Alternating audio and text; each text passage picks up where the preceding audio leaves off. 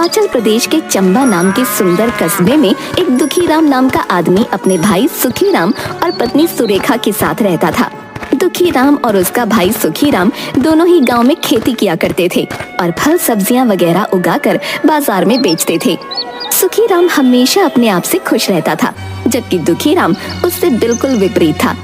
एक दिन सुबह सुबह दोनों भाई अपने अपने खेत में काम करते हुए, कल रात को इतनी बारिश हुई, लेकिन पता नहीं क्या मेरी जमीन की तो ढंग से सिंचाई भी नहीं हुई है। लगता है मेरे खेत में बारिश कम हुई है। अरे भाई, भला मैंने कौन से यहाँ पर स्पेशल बादल अपने खेतों पर बरसाए हैं? बारिश तो सब जगह बराबर ही हुई है। रहने दो, तुम देख नहीं रहे हो है? मुझे फावड़ा चलाने में भी आफत हो रही है। कितनी सख्त है मेरी जमीन, और खुद देखो आधा खेत खोद दिया तुमने।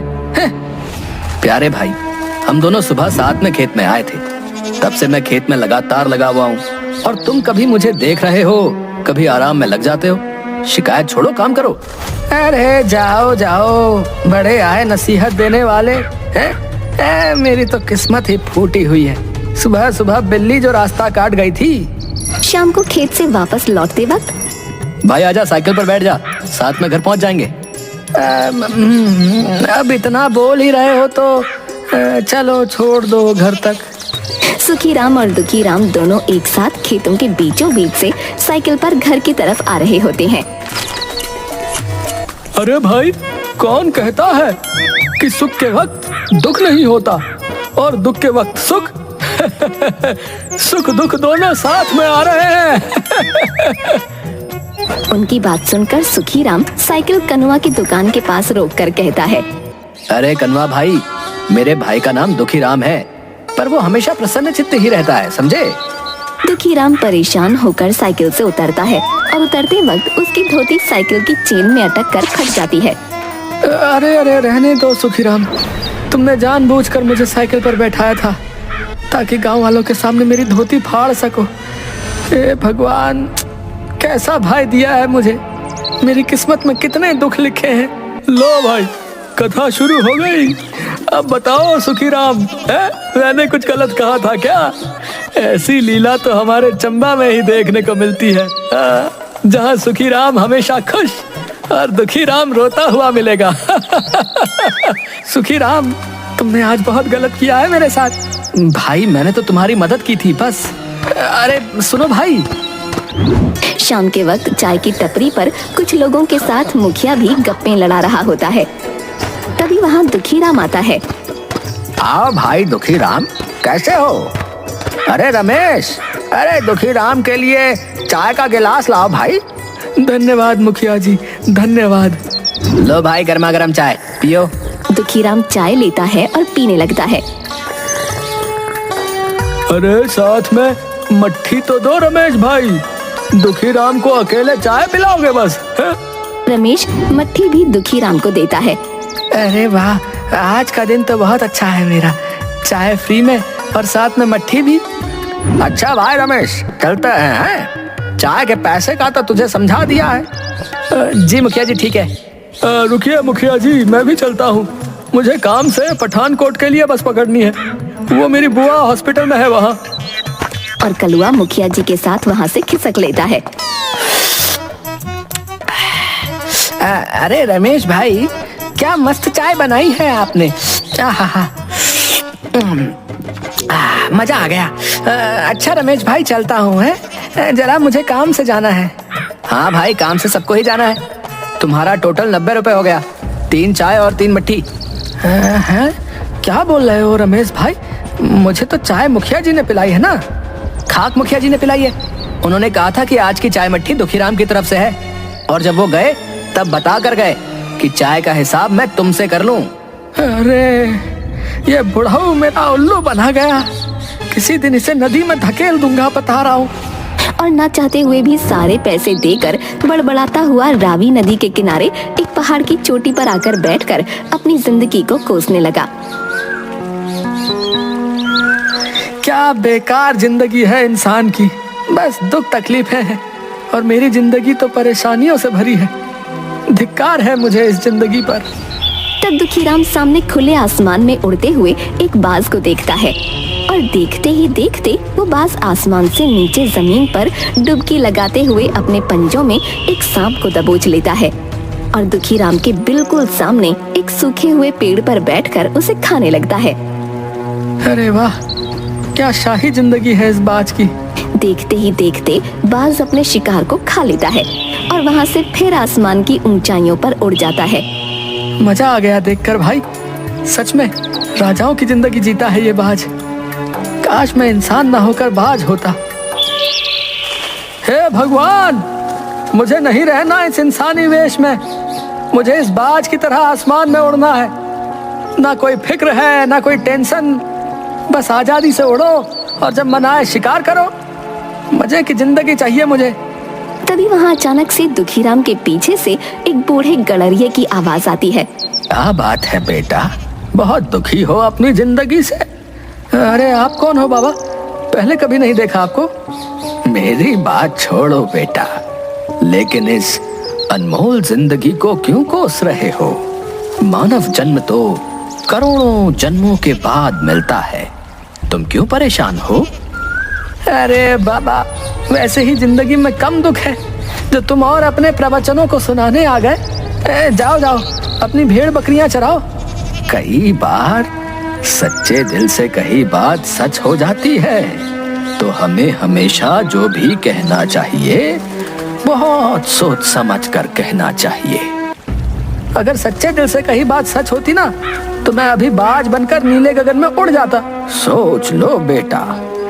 चाचा, आप बोल तो ऐसे रहे हो जैसे अभी आप तथास्तु बोलोगे और मैं बाज बन जाऊंगा।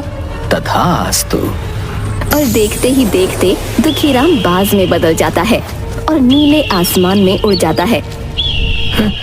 अरे वाह, अरे ये चाचा तो सच में भगवान का रूप निकले। अरे मैं तो बाज बन गया। अरे अरे मुझे अब कोई फिक्र नहीं है। अरे अरे वाह, अरे वाह, मैं बाज बन गया। अरे वाह, मजा आ गया। अब जब चाहे खाओ, जब मर्जी मौज उड़ाओ। है पंछी बनूं, उड़ता फिरूं मस्त गगन में, आज मैं आजाद हूँ दुनिया के चमन में। उसके बाद दुखीराम पूरे दिन मस्ती से आसमान में उड़ता रहता है। शाम के वक्त जब दुखीराम थक गया तो रहने के लिए एक जगह ढूंढने लगा। काफी थकावट हो गई आज, ना भूख भी लगने लगी है। अरे वाह, क्या बात है, मुर्गियाँ, वो भी सुखी भैया की मुर्गियाँ। अब देखो कैसे गायब करता हूँ इन्हें। और दुखीराम आसमान से डुबकी लगाकर सीधे सुखीराम के आंगन से मुर्गी को दबोच लेता है और मजे से एक पेड़ पर बैठकर खाने लगता है। देखा कितना बुद्धिमान हूँ मैं। इंसान बनकर हमेशा सबने मेरा मजाक उड़ाया। अब मैं मर्जी से जब चाहो जहाँ चाहो शिकार करके मजे की जिंदगी जीऊंगा। चलो अब इस मुर्गी से पेट भरता हूँ। दूसरी तरफ आंगन में अपनी मुर्गियों को कम पाकर सुखीराम, अरे ये मेरी एक मुर्गी कहाँ गई? सब जगह ढूंढ लिया, अब तो शाम का वक्त है। लगता है कोई नेवला या बाज उसे दबोच ले गया। कल से इन्हें दड़बे के अंदर ही दाना डालूंगा, नहीं तो सब गायब हो जाएंगी। उस रात दुखीराम पूरी रात एक पेड़ पर बैठकर बिता देता है और अगली सुबह,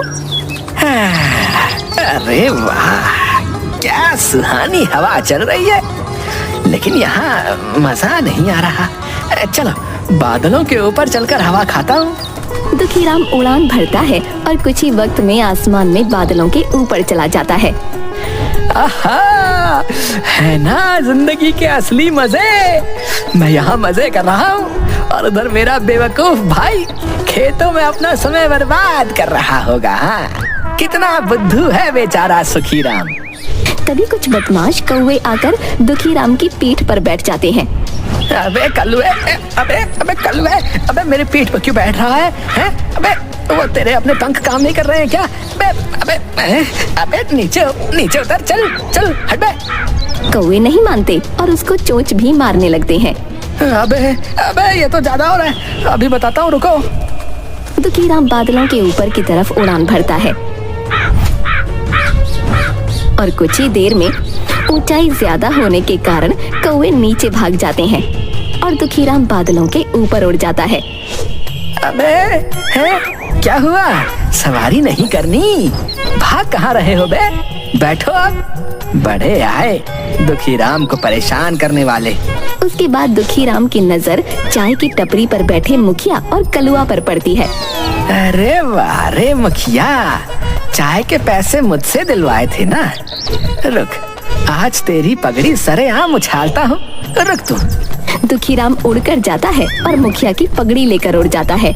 अरे बचाओ, अरे अरे भैया बचाओ, अरे ये बाज मुझ पर हमला कर रहा है। अरे मेरी पगड़ी कहाँ ले जा रहा है? अरे रुक जा। अरे मुखिया जी, ये क्या? आपकी तो सारी खेती उजड़ी हुई है। अबे चुप कर हरामी। और बाज के पीछे कुछ देर तक भागकर रुक जाते हैं। अरे मर गया। अरे करम जले, कलवा कहाँ गया रे? मेरी पगड़ी लेकर। सारे गांव में किसी को नहीं पता कि मैं गंजा हूँ। जल्दी जा, मैं यहाँ पेड़ के पीछे छिपा हूँ। अरे मुखिया जी, वो बाज है, वो तो सामने आसमान में गायब हो गया। कहाँ से लाऊं आपकी पगड़ी? दोपहर के वक्त सुखीराम घर पर। आज 2 दिन हो गए, दुखीराम घर पर नहीं आया है। वो सही सलामत तो होगा ना? पता नहीं कहाँ गायब हो गया। आप क्यों फिक्र करते हो? कहीं अपने दोस्तों के साथ गया होगा, आ जाएगा। पता नहीं क्यों, लेकिन मुझे कुछ अनहोनी का अंदेशा सा लग रहा है। वो इतना वक्त घर से दूर कभी नहीं जाता। मैं ऐसा करता हूँ, गांव वालों से कुछ जानकारी लेकर आता हूँ। अच्छा ठीक है। उसके बाद सुखीराम सीधा कनुआ नाई के पास जाता है। कैसे हो कनुआ भाई? बहुत अच्छा हूँ भाई, आप कैसे हो? कैसे आना हुआ? बाल कटवाने हैं या हजामत? नहीं भाई, आज अभी कुछ नहीं करवाना है। बस जानकारी चाहिए थी कि कहीं दुखीराम को देखा हो तो। अरे उसको तो परसों पप्पू ने रावी नदी के किनारे पहाड़ी के छोर पर बैठे देखा था। उसके बाद किसी को नजर नहीं आया।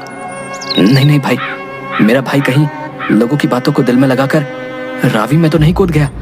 नहीं, ऐसा नहीं हो सकता।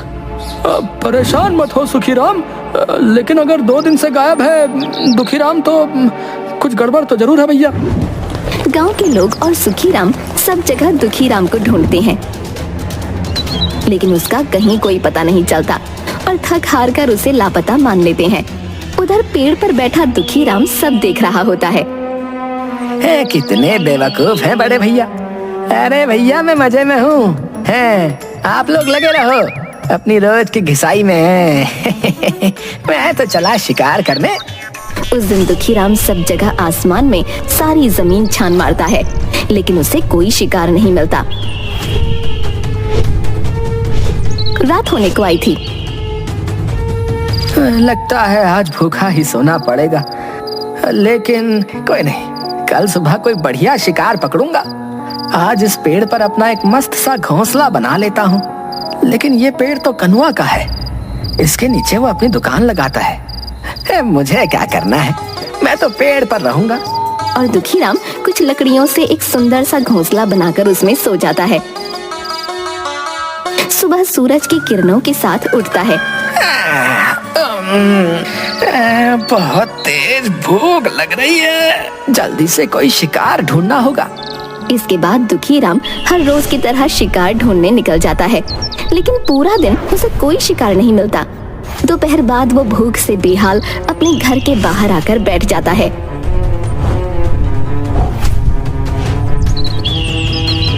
क्या पता आज भैया मुर्गियों को दाना चुगने के लिए छोड़े तो मेरा पेट भर जाएगा। थोड़ी देर में सुखीराम घर से बाहर आता है और सामने बैठे बाज को देखकर, भाग यहाँ से, पहले भी मेरी मुर्गी तू ही ले गया था। और ऐसा बोलकर पत्थर से बाज को उड़ा देता है। अरे भैया, मैं कई दिनों से भूखा हूँ, अब कैसे आपको अपनी बात बताऊं? वहाँ से उड़कर दुखीराम अपने घोंसले पर आ बैठता है और वहाँ से नीचे काम कर रहे कनुआ पर बीट कर देता है। अरे ये कहाँ से इस आफत ने घोंसला बना लिया यहाँ? रुक, तुझे अभी बताता हूँ। और एक पत्थर घुमाकर मारता है, जिससे बेचारा दुखीराम वहाँ से उड़ जाता है। अरे अरे अजीब पागल है, इतनी जोर से मारता है कोई, अभी मेरा सिर फूट जाता। अब कहाँ जाऊँ, भूख के मारे अब उड़ा भी नहीं जा रहा। तभी रात हो जाती है और एक सूखे से पेड़ पर दुखीराम जल्दी जल्दी में एक घोंसला बनाता है और ठंड में पंखों के बीच गर्दन छुपाकर सो जाता है। आधी रात को बहुत तेज बारिश होती है। सब तरफ तूफान और आंधी चलती है, जिसकी वजह से दुखी राम अपने घोंसले के साथ उड़ता हुआ दूर जा गिरता है। गिरने से उसके एक पंजे में पैनी लकड़ी घुस जाती है। अरे मर गया रे, हाय बहुत दर्द कर रहा है, मेरा पंजा तो गया। अब मैं क्या करूं? जैसे तैसे अपनी चोंच से उस लकड़ी को तो दुखी राम निकाल फेंकता है, लेकिन उसका पंजा अब शिकार नहीं पकड़ सकता था। अब मैं शिकार कैसे कर पाऊंगा? मुझे क्या पता था कि ये मुसीबतें भी होती होंगी बाज बनने के बाद। इससे तो मैं इंसान ही भला था। सुबह होती है। बारिश के बाद सब तरफ हरियाली छा जाती है। सभी किसान खुशी खुशी अपने खेतों पर जा रहे होते हैं और दुखी राम भूख से बेहाल और दर्द से परेशान था। मैं ही पागल था जो बाज बनना चाहता था, लेकिन अब कुछ नहीं हो सकता। कुछ खाने को ढूंढता हूँ। चल दुखी राम, ले अब और उड़ने के मजे। उसके बाद वो फिर हवा में उड़ने लगता है। तभी कुछ बदमाश कौवे उड़ते हुए आते हैं और उनमें से एक दुखी राम की पीठ पर बैठ जाता है और कुछ उसे चोंच मारकर तंग करते हैं। अबे ये क्या कर रहे हो? अरे कहाँ से आ गई ये बला? अरे भागो यहाँ से। कौवे नहीं मानते।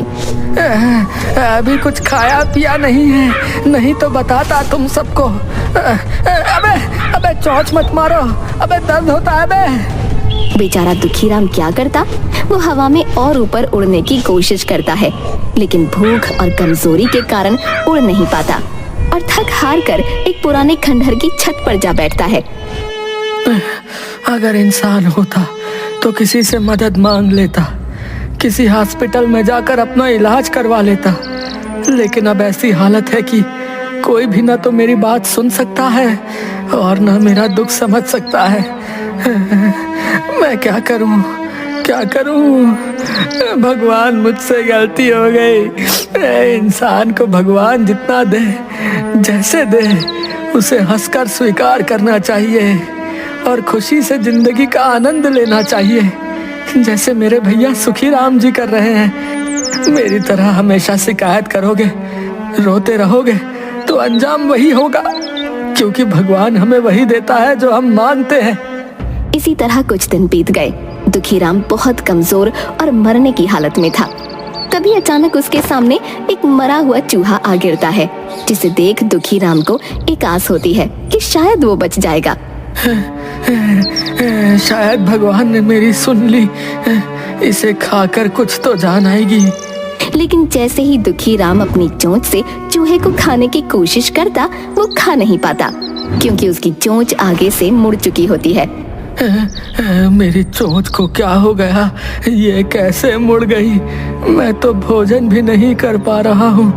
अब मेरे अंदर वो ताकत भी नहीं कि मैं अपनी चोंच को तोड़ूं और नई चोंच आने का इंतजार करूं। ये कहता हुआ बेचारा दुखी राम बहुत रोता है, लेकिन मजबूर कुछ नहीं कर पाता। इस तरह दुखी राम उस पुराने से खंडहर में कई दिनों तक भूखा प्यासा पड़ा रहा और अंत में अपना दम तोड़ दिया। हमें अपने इस बहुमूल्य जीवन को भगवान का शुक्रिया अदा करते हुए हंसी खुशी अच्छे कामों को करते हुए जीना चाहिए।